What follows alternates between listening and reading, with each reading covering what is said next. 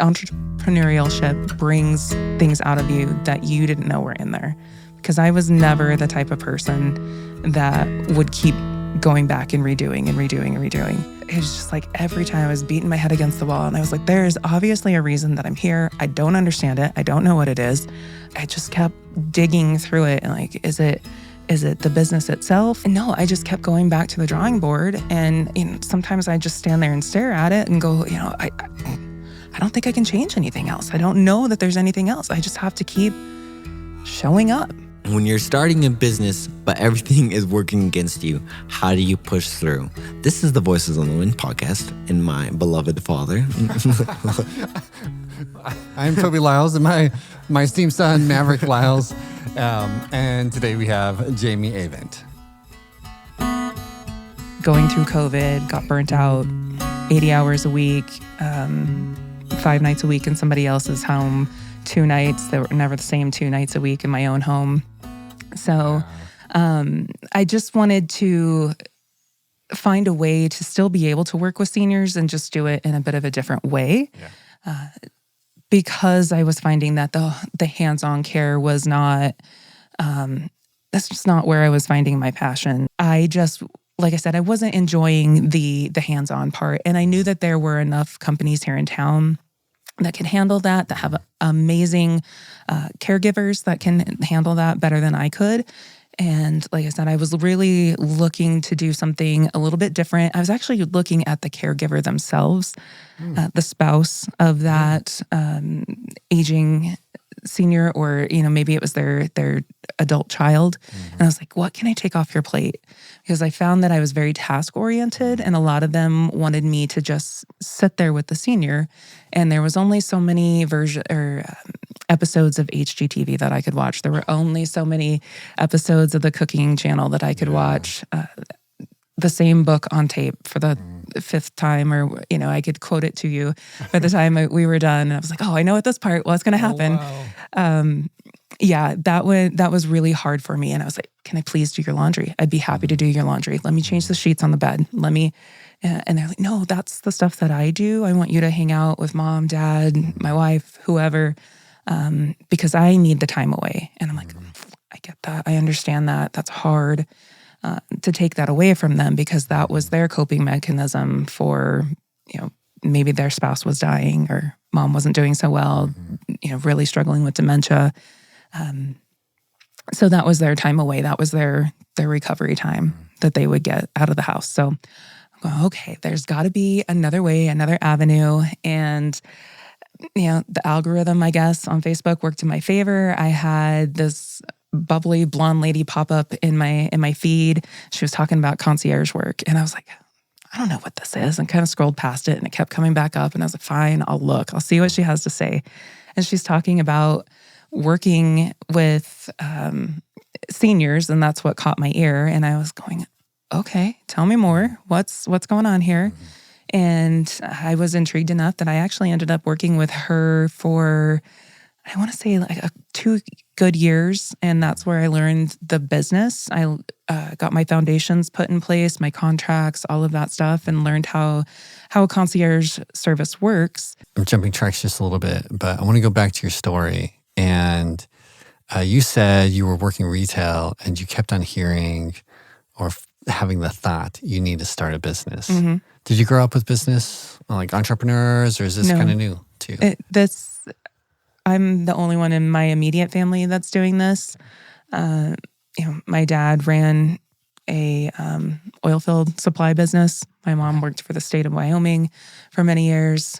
No, this was not something that I saw my parents do and thought, I need to do that too. No, it was just, I knew I didn't fit in the retail or the corporate world. Yeah. So there may not be anything to it, but do you remember those? Do you remember that voice and how that felt? It's not what you came from, it sounds like, or not what you expected. No, it definitely wasn't.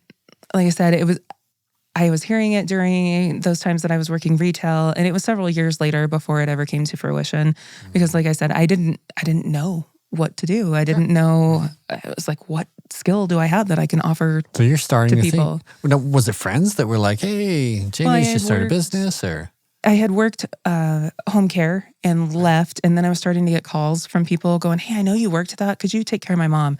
Hey, I know you were doing this. Could you take care of my dad? Could you?" And I went, "Oh, okay. Well, yeah, maybe I can start a home care agency." Okay. And then, like I said, the more I got into it, I was like, yeah, the agency thing isn't quite for me. Home care isn't my niche.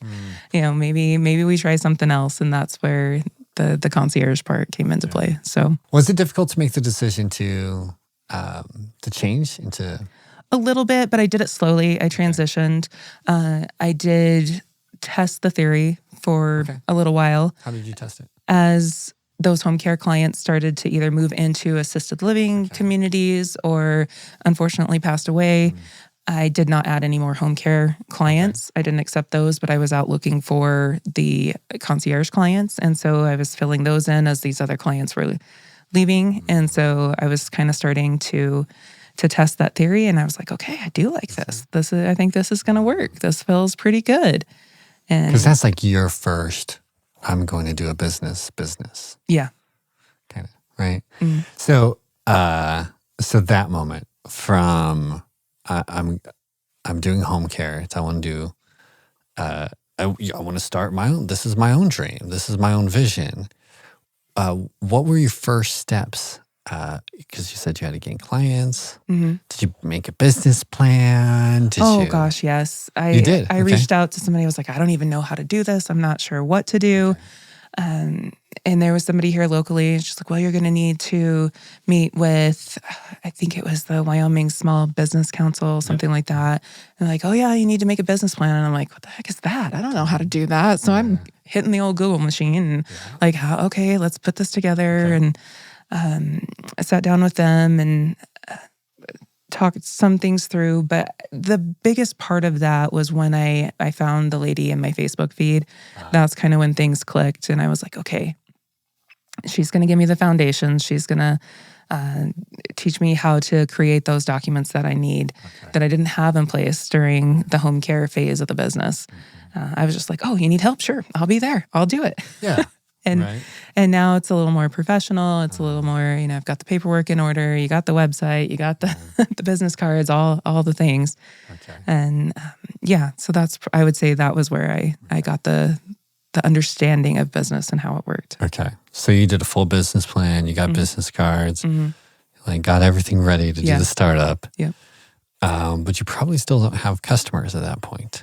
Like I said, I have still had some home care. I had a little bit through just people knowing me and talking about how I was changing things that found me. So you start talking to people? Just from like, people that I already know. Okay. Yeah, it wasn't anything. Very relaxed. Yeah. Okay. Yeah, it wasn't until I got more into the concierge services that the lady was like, okay, now you got to step out from behind the computer. Now you got to go network. Now you got to go be face to face with the people and tell them what you do. And I just, oh my gosh, okay, how do I do this? And there were those times I showed up to, and I don't know how I found out about the chamber. I'm honestly, I don't remember how that all worked out to be, but finding out about the chamber events and showing up to those and, keep being so nervous to walk into places like that, not knowing anyone in the room. But having to force yourself out in front of people and tell them, hey, this is who I am. This is what I do. This is how I do it. This is why you should care.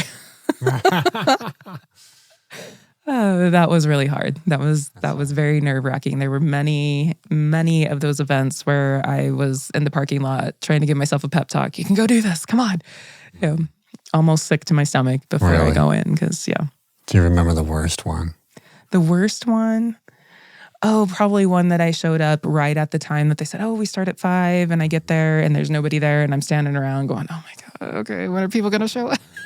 I learned very quickly you don't show up at 5. When they say 5, you show up at 5:30, 5:45. Then you walk into a room full of people instead of them walking in. That's right, yeah. It changes things. It does, yes. Oh, it's funny. some people, it's really easy to walk into a room Yeah. full of new people. I would love to be that person. I'm not. Some people are more observant and maybe have a harder time walking into a room full of people. What did you do to help overcome some of those nerves? I just had to keep doing it. Really? And I had to go back to like when I was working retail because I didn't want to approach people walking into the store. And my managers were like, you have to go talk to somebody. You have to make a sale.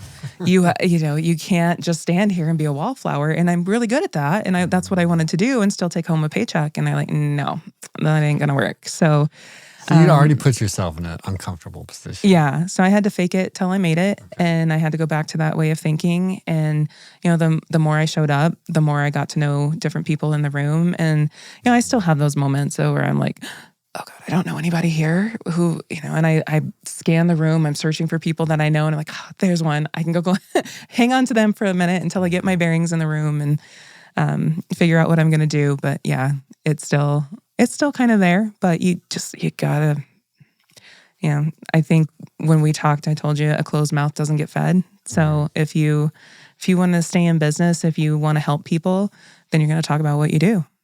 You have to. Otherwise, you don't last very long. So it takes a while. How long did it take showing up at networking meetings? You've already done your paperwork. Yeah. So I started, like I said, I went full-time into the business in 2022. By 24, I was going, oh my gosh, I think I need to hire somebody. Oh, wow. And I was fully booked, loving every minute of what I was doing. And I'm glad it didn't work out that I could hire somebody at that time. I was trying. I didn't know how to do it. I still don't really know how to do it. But things ended up taking a bit of a turn. I hit my peak and then it was kind of a bit of a drop off. And so in 25 was a year where I was kind of going, what's happening? Everything was great. Everything was good. I want to go to that moment of changing your rebranding. And if I were to maybe phrase it a different way, you were actually rebranded a few times. First, you were an employee, a handful of places, and then you're an entrepreneur, but kind of like accidental entrepreneur. And then you're like, I am an entrepreneur, and this is what it's going to look like. And then after that, you're like, that's almost working, but not quite. So then and then it dropped, which so many people have had their businesses drop. Tell me about that moment. Yeah. Last year was a rough year, personally, because you're like, I have this great thing and everybody should use it. Why do they not like me? It's not me. Gosh, you could put it on so many things. I really can't, put my finger on exactly what it was that created that turn. But I do know every business goes through it. I was in coaching. And I was hearing from the coach that, everybody's struggling right now. It's just a weird time. Everyone is struggling. So you're not the only one. And, there were some coaches that I had that were like, well, maybe you should pack it in. Maybe you should try something else. Maybe close the door. You're trying to solve a problem that doesn't need to be solved in Cheyenne. And like, I would try and apply for jobs, wouldn't hear anything back. And it just felt like every door was closing. In those moments when I was trying to step outside of the business. I'm like, okay, that's not working. Let's try another route. What are we going to do now? But yeah, it was a real mental battle throughout all of last year to try and stay positive, to try, but all I can say, the bills were paid and I'm grateful for that. I think you come out on the other side definitely stronger. Because you have battled some demons.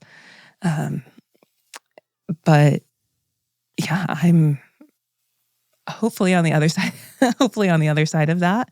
I know there's going to be some more, lows, but hopefully it's more highs from here on out. And I can't tell you how I did it. I don't know. I made it through.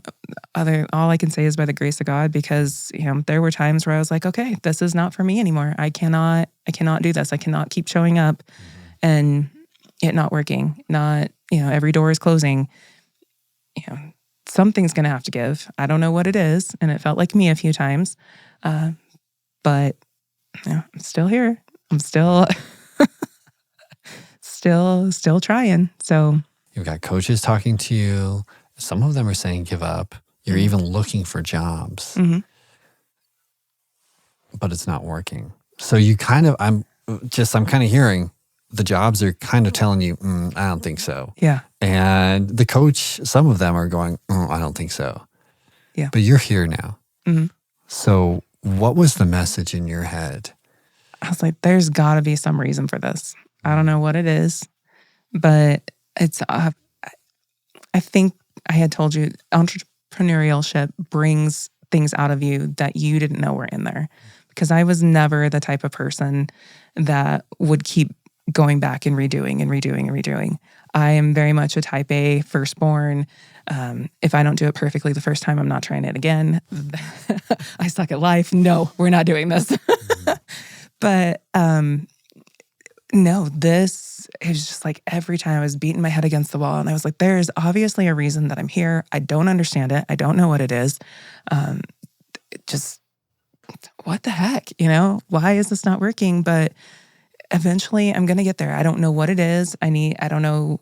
Is there something in me I need to work on? Is there something I need to change? I just kept digging through it. And like, is it the business itself? No, I think I have a great service. I think, people can use it, because I would talk to people and they're like, wow, that's an amazing service. I bet you're so busy. And I'm going, no, I'm like Cheyenne's best kept secret. Like how I don't understand. And no, I just kept going back to the drawing board. And sometimes I just stand there and stare at it and go, I don't think I can change anything else. I don't know that there's anything else. I just have to keep showing up. Now, did I always show up fully? No, because I was depressed. I didn't understand what was going on.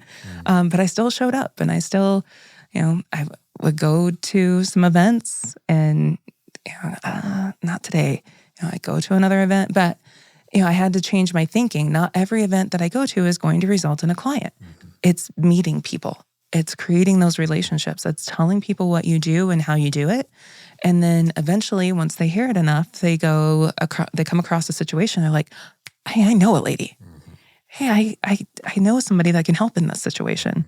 And for whatever reason that it was slow last year, this year, I'm getting the calls. They're like, hey, I told so-and-so about you. Hey, I get the call from the lady that's like, oh my gosh, I had somebody tell me about you and I need help. I'm like, okay, I will be right there. That's amazing. So even though it felt like it was a battle, there was stuff going on the back end that I was not aware of. And all I can do is walk through the door now. That's a good word. So I might be hearing that when you were feeling depressed and very low, but you still chose, and you're an introvert. Yeah. And you still chose to go to another event or show up in some other way in somebody else's life. Yeah. You're seeing that pay off today. Yes. Yeah. Yeah. It's a boomerang effect. It doesn't always happen right away, but yeah, you get to see that come back. And that's what drives me for sure. I love, because, I may show up to somebody's home and work for 6 hours in their bedroom and help create a safe, open space for an 80-year-old that doesn't have to step over things anymore. She doesn't have to reach out on the furniture to balance herself. That is rewarding to me. Hearing back from the people that referred her to me, going, oh my gosh, she's saying your praises. I'm like, I didn't do anything special, but to her it was special. And that's what is really cool. Because, I just picked up some stuff. I moved some stuff around. In my mind, it's not that big of a deal, but to her, it was the world. You have started a business that does exactly that helps. You kept on saying, I just want to help people. I just want to help people. And your business helps people. What does it feel like? Maybe you could sell couches, or you could, I don't know, you could do something else. But here you are doing a business that's literally one-to-one and everything. You're sitting on a couch now. We all need to buy couches. I'm not criticizing that. I'm just asking what for you, maybe the connection between helping others and business. Yeah. I know I definitely wouldn't find any fulfillment in selling couches. Getting up every day and going to a store and being like, I got to sell another couch today. No. I can go to 3 people's homes and probably do the same thing in every home. Unload a dishwasher, run some laundry, make a bed, organize here, run some errands over there. It doesn't matter. It's 3 different people. It's 3 different environments. It's 3 different conversations. Maybe the same task is being done, but I'm making different connections every time. And I leave feeling fulfilled. I get up the next morning excited to go to work. Some of my clients I've had for years, and I look forward to going to see them every day. Well, some of them are once a week, some are twice a week, but I look forward to it. And I love giving them the sense of accomplishment. So the lady that I was speaking about, after 6 hours, her room was, all but one small part we got to. And, to hear her say, I hadn't lived like a human in months. Wow. Because she had moved from a larger house into a small town home. She was because of the overwhelm, she was unable to make decisions. People were trying to make them for her. The house was in chaos, and the bedroom was just a dropping ground. And the room next door, kind of an office area, was just a dropping ground for a lot of things she didn't know what to do with, and it piled up. It was spilling out of the rooms into the hallway. And so at the end of that 6 hours, and before that, I'm sorry, when I had showed up for her consultation, she didn't even have a made bed. She was sleeping on a mattress pad with an electric blanket and a terry cloth robe to pull over her. And she was adamant that that was not the room that she wanted to work in. She wanted to work downstairs in the living room because she wanted to have people over. And I couldn't let that go. I needed to make sure that she was safe and create that safe space for her. And at the end of that 6 hours, when we had her bed made and the floor was clear and she was almost in tears, and she's like, I have my bedroom back. And I was like, oh my God, just take me out now. Just like, oh. And I thought about that. I was on a high all weekend, and I'm still talking about it because it was such a great transformation. That was an amazing experience. What has it done for you? Because you talked about the personal transformation in business. And sometimes it's hard to put a name on it, but well, like I said, it teaches you who you are. It brings out things you don't know that are in you. And so I have definitely grown over 4.5 years now. And each person that I meet, I get a little bit more confident in what it is that I do and how I can help. And at this point, I'm just looking forward to what's down the road. Not what's down the road, but each new client. Learning about them, learning about myself in the process. And, like I said, it doesn't always, I get my accomplishment or my feeling of accomplishment through their accomplishments. And so just being able to rack those up, that's awesome. I'm like, how cool is this that I get to have this job? I never would have dreamed this up on my own. I don't know where this came from, but yeah, it's amazing. Wow, that's so cool. Is there anything that with your story that I haven't asked? Oh man, we went through the highs and lows of everything, I think. I don't know. I can't think of anything at the moment. Mm-hmm. We actually got through that pretty fast, which doesn't usually happen. You're just so good at telling your story. Oh, no. That must be it, right? Is there something you want to hear more about? Yeah. There's the whole section of, we kind of talked about the growth part. Most people get stuck on the growth. And it sounds like, again, you don't think that you're a great networker, but you went from, what'd you say, in 22, you started the concierge service? And 24, you were ready to hire? 25, 24? 24. 25. So 24. 24. So pretty fast. Yeah. I think that's very fast. Yeah. That's a brand new side of a business that's you did have that history. Mm-hmm. Is there anything else in that stage that you remember? You just going to groups and people started calling you, or was there great follow-up that you did? Was there any struggles in the middle of it or wins? Oh gosh. I mean, yeah, networking is still hard for me. Following up with people, I can do that first touch with people better than I can do the follow-up part. So it's like I can get that first coffee meeting with people, but I'm still learning how to do the rest of it. Follow up. Hey, I remember when we met for coffee, and or even going back and going, I just popped in because I was over here in the neighborhood, and that's the hard part as a solopreneur, is trying to remember to keep all of those things in mind. I'm working with a client, I'm one-on-one with them, but oh, wait, hold on, there's that social media side. I got to take pictures. I need to take a video. And then there's the admin side. I got to fill out all the paperwork. I got to make sure that's in. I got to do the billing.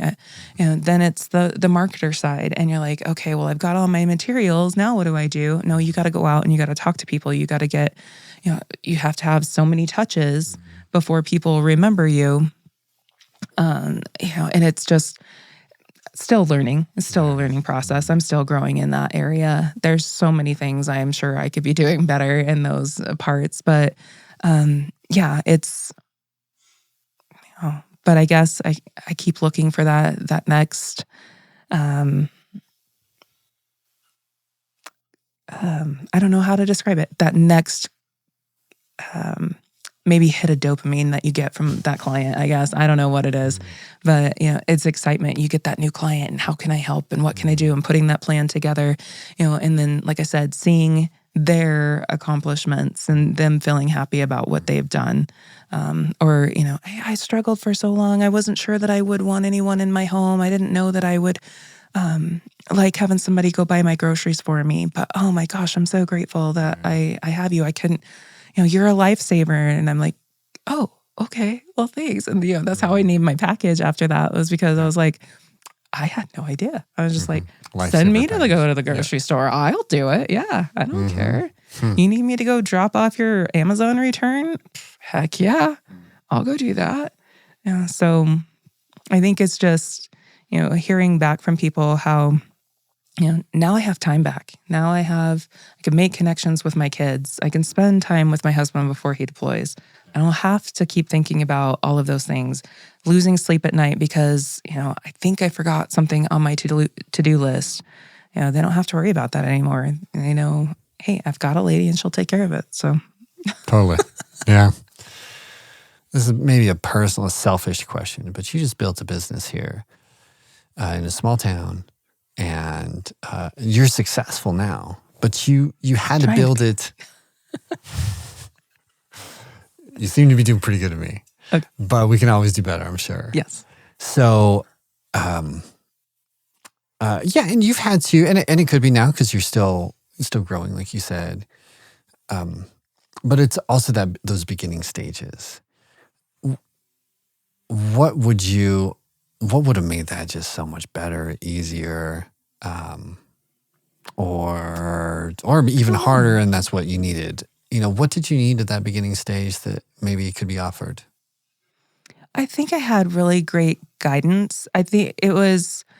Thanks, you found good coaches. Yeah. Yep. I definitely... Like we said, I'm an introvert. And so having that trust in myself to go out there and talk about something that I created. But that, I think, like we said, everybody struggles with that. It comes with time and being in those networking groups that force you to stand up in front of people and say, this is who I am and this is what I do and how I help people. I learned so much through that. And I would encourage anyone who is starting a business to get into a networking group because you will learn a lot. You will definitely, within several months, be able to talk clearly about your business and who it is you help and how you help. And to see my growth through that, having been through some of the opportunities that the chamber offers, like Leadership Cheyenne, those are amazing opportunities. I would encourage anyone to do those things. Were they for me when I very first started? Absolutely not. No. I am very risk adverse. I would not have ever put myself out there. And I think that's why it took so long to kind of test the theory, 1.5 to 2 years. And then before I ever really went full time into the business. So yeah. And it's just, like I said, it's a learning opportunity for sure. I remember when I was networking a little bit, I had more online networking for a little bit, which consisted of lots of calling, which, as I've learned, didn't work very well for me. But then, and it was hard. It was very hard for me. And so when I heard her story, I really felt then that feeling of just, networking is hard. And especially when you don't see anything come out of it, then you're like, I don't know, am I doing something wrong? Am I talking to the wrong people? Am I, there's just so many things in the air. It can be really easy to give up. And I mean, obviously it's important to find who's the right people to network to. And I think I found her story really inspiring that she kept pushing through that. She was like, you know what, like this really, like, I really hate this and it's really awful, but she still did it. And that's why she's doing great today. And, and she was willing to adapt and she was willing to push through and ask those hard questions. And it worked. And I think for new entrepreneurs or just entrepreneurs in general, I feel like that's really important to push through. And it's very easy to connect yourself, your identity to your business. And I think she really spoke well that you have to be like, okay, like, yes, it's about me, but it's also about, it feels bigger than it is. So just realize that it's not all as bad as it seems. Not as bad as it seems.